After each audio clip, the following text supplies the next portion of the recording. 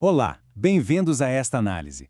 Hoje a gente vai mergulhar numa ideia que nasceu lá no meio do fervor da Revolução Francesa, a chamada exegese legal. Pensa assim, foi uma busca por certeza, por segurança.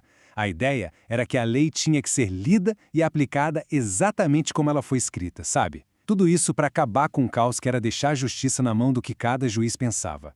Foi basicamente a gente sair de um mundo onde a lei era o que o juiz dizia que era, para um mundo onde a lei estava lá, num papel, para todo mundo ler.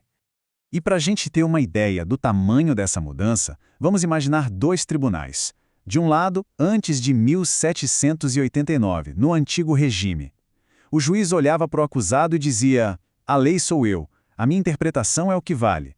A pessoa ali sendo julgada ficava sem entender nada, sem saber por que estava sendo condenada. O que reinava? O medo, a arbitrariedade.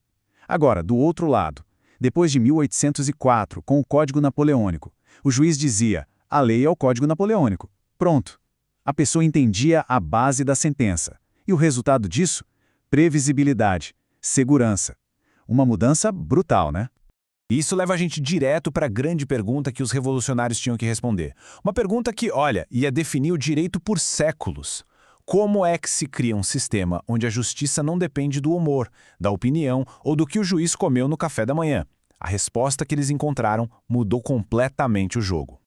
Ok, vamos mergulhar nisso. Para a gente entender de verdade a solução, a gente precisa primeiro entender o tamanho do problema. E o problema era o sistema legal da França antes da Revolução, um verdadeiro caos, conhecido como o Antigo Regime.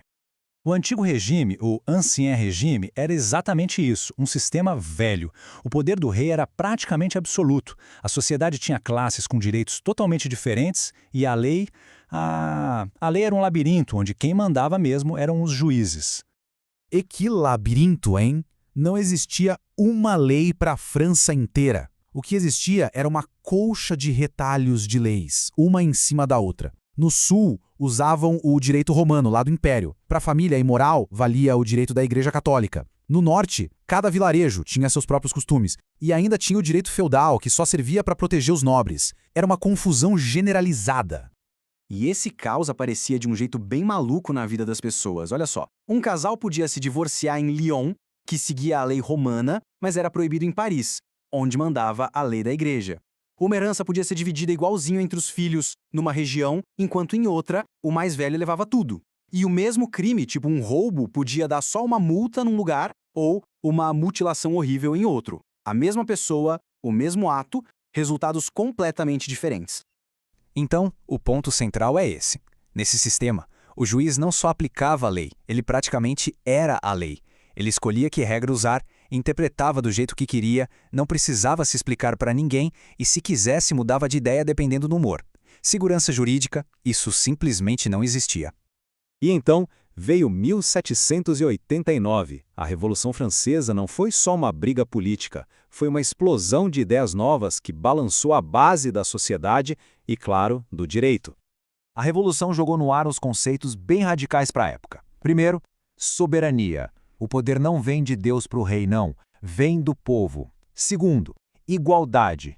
Todo mundo é igual perante a lei, chega de privilégio para nobre. E o mais importante aqui para a nossa conversa, a lei. Ela tem que ser a voz do povo. E essa ideia foi gravada em pedra no artigo 6 da Declaração dos Direitos do Homem e do Cidadão. A lei é a expressão da vontade geral. Essa frase é poderosíssima. Ela transforma a lei em algo quase sagrado. Se a lei vem do povo, então nenhum juiz, nenhum rei tem o direito de mexer nela. O juiz vira um servo da lei, e não o contrário. Com essa nova mentalidade, veio uma solução prática, até elegante, para acabar com a bagunça. Vamos pegar todas as leis e colocar num livro só, de um jeito claro que todo mundo possa ler.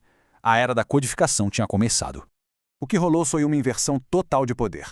Se no antigo regime o juiz era o todo-poderoso, depois da Revolução, quem ganha poder é o legislador, porque é ele que representa o povo. O juiz, que antes praticamente criava a lei, agora só a executa. A segurança deixa de depender da sorte de encontrar um bom juiz e passa a depender de se ter uma boa lei.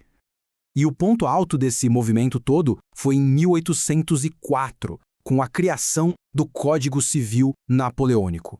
Ele foi a arma final contra o caos. Um único livro com a ambição de ter todo o direito civil ali dentro, de forma lógica, clara e valendo para todo o país. O próprio Napoleão sabia o peso do que ele tinha feito. Ele mesmo disse que a glória dele não estava nas batalhas que ele venceu, porque isso o tempo apaga. Mas o Código Civil dele, isso sim, viveria para sempre. E de certa forma, ele estava certíssimo. Com o código da mão, o trabalho do juiz foi redesenhado. Ele virou um operador de uma lógica quase matemática, o tal do silogismo jurídico. É simples. Passo 1, a lei. Qual é a regra que está escrita no código? Passo 2, o fato. O que aconteceu no caso real? E passo 3, a conclusão. Aplica a regra ao fato de forma mecânica, sem espaço para criatividade, sem interpretação pessoal. A ideia era ser o mais objetivo possível.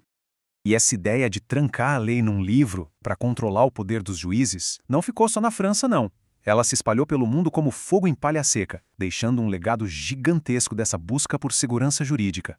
O modelo francês virou referência global. Influenciou quase toda a Europa continental, cruzou o oceano e chegou na América Latina, inspirando países como o Brasil, Argentina, Chile e serviu de base até para os códigos da Alemanha e do Japão. Era uma ideia que tinha chegado para ficar.